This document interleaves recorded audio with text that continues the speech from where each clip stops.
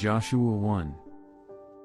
After the death of Moses the servant of the Lord said to Joshua son of Nun, Moses' aide, Moses my servant is dead.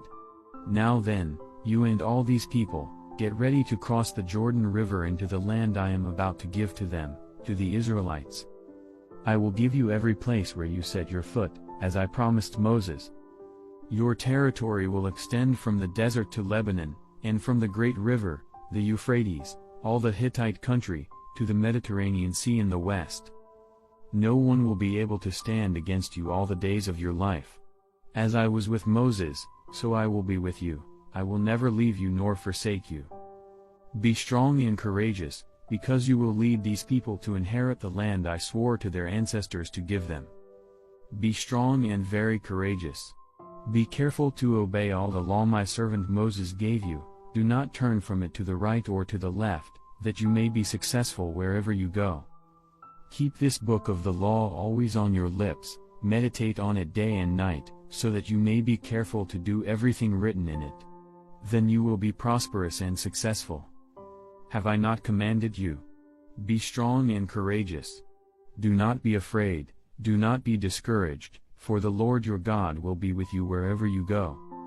So Joshua ordered the officers of the people, Go through the camp and tell the people, Get your provisions ready.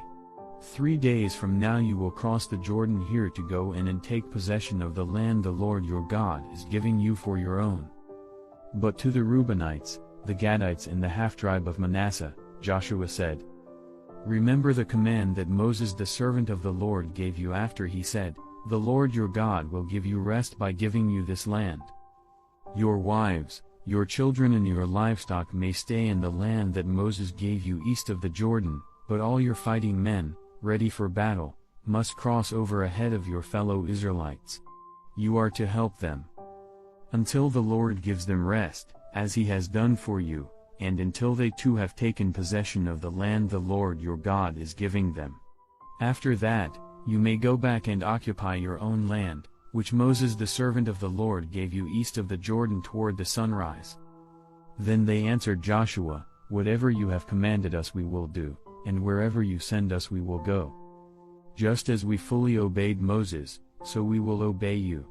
Only may the Lord your God be with you as he was with Moses. Whoever rebels against your word and does not obey it, whatever you may command them, will be put to death. Only be strong and courageous. Joshua 2. So the king of Jericho sent this message to Rahab, Bring out the men who came to you and entered your house, because they have come to spy out the whole land. But the woman had taken the 2 men and hidden them. She said, Yes, the men came to me, but I did not know where they had come from. At dusk, when it was time to close the city gate, they left. I don't know which way they went. Go after them quickly. You may catch up with them. But she had taken them up to the roof and hidden them under the stalks of flax she had laid out on the roof.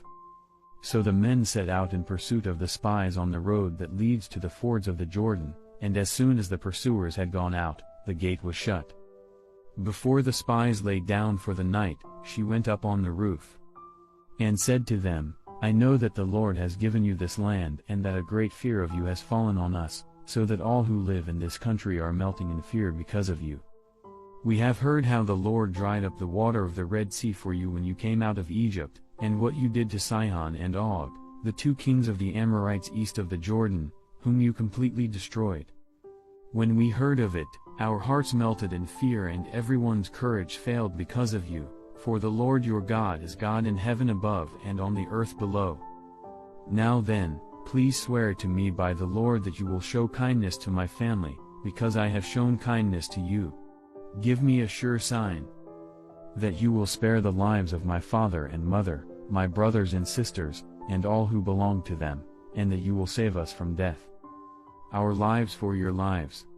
The men assured her, If you don't tell what we are doing, we will treat you kindly and faithfully when the Lord gives us the land. So she let them down by a rope through the window, for the house she lived in was part of the city wall. She said to them, Go to the hills so the pursuers will not find you. Hide yourselves there 3 days until they return, and then go on your way. Now the men had said to her, "This oath you made us swear will not be binding on us.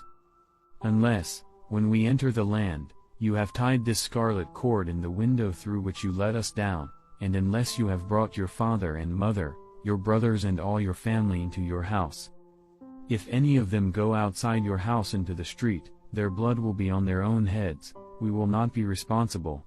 As for those who are in the house with you, their blood will be on our head if a hand is laid on them. But if you tell what we are doing, we will be released from the oath you made us swear." "Agreed," she replied. "Let it be as you say." So she sent them away, and they departed. And she tied the scarlet cord in the window. When they left, they went into the hills and stayed there 3 days, until the pursuers had searched all along the road and returned without finding them. Then the 2 men started back. They went down out of the hills, forded the river and came to Joshua son of Nun and told him everything that had happened to them.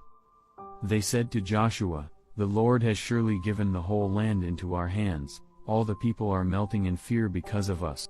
Joshua: "The mouth of the righteous is a fountain of life, but the mouth of the wicked conceals violence. Hatred stirs up conflict, but love covers over all wrongs. Wisdom is found on the lips of the discerning, but a rod is for the back of one who has no sense. The wise store up knowledge, but the mouth of a fool invites ruin. The wealth of the rich is their fortified city, but poverty is the ruin of the poor. The wages of the righteous is life, but the earnings of the wicked are sin and death. Whoever heeds discipline shows the way to life, but whoever ignores correction leads others astray. Whoever conceals hatred with lying lips and spreads slander is a fool. Sin is not ended by multiplying words, but the prudent hold their tongues. The tongue of the righteous is choice silver, but the heart of the wicked is of little value."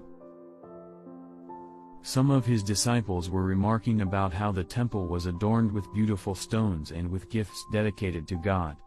But Jesus said, "As for what you see here, the time will come when not one stone will be left on another, every one of them will be thrown down." "Teacher," they asked, "when will these things happen? And what will be the sign that they are about to take place?" He replied, "Watch out that you are not deceived. For many will come in my name, claiming, 'I am he,' and, 'The time is near.' Do not follow them. When you hear of wars and uprisings, do not be frightened. These things must happen first, but the end will not come right away." Then he said to them, "Nation will rise against nation, and kingdom against kingdom. There will be great earthquakes, famines and pestilences in various places, and fearful events and great signs from heaven. But before all this, they will seize you and persecute you. They will hand you over to synagogues and put you in prison, and you will be brought before kings and governors, and all on account of my name. And so you will bear testimony to me. But make up your mind not to worry beforehand how you will defend yourselves. For I will give you words and wisdom that none of your adversaries will be able to resist or contradict. You will be betrayed even by parents, brothers and sisters, relatives and friends, and they will put some of you to death. Everyone will hate you because of me. But not a hair of your head will perish. Stand firm, and you will win life. When you see Jerusalem being surrounded by armies, you will know that its desolation is near. Then let those who are in Judea flee to the mountains, let those in the city get out, and let those in the country not enter the city. For this is the time of punishment and fulfillment of all that has been written. How dreadful it will be in those days for pregnant women and nursing mothers. There will be great distress in the land and wrath against this people. They will fall by the sword and will be taken as prisoners to all the nations. Jerusalem will be trampled on by the Gentiles until the times of the Gentiles are fulfilled. There will be signs in the sun, moon and stars.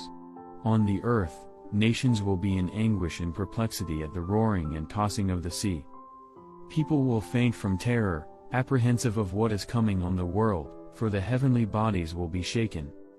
At that time they will see the Son of Man coming in a cloud with power and great glory.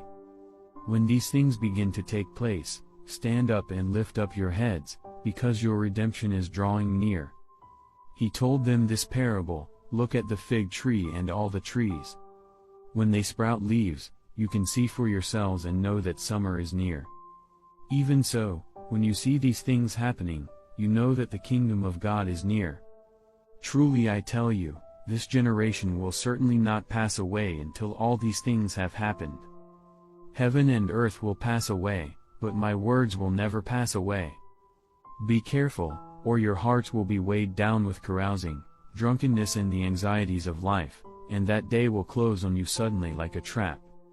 For it will come on all those who live on the face of the whole earth. Be always on the watch, and pray that you may be able to escape all that is about to happen, and that you may be able to stand before the Son of Man.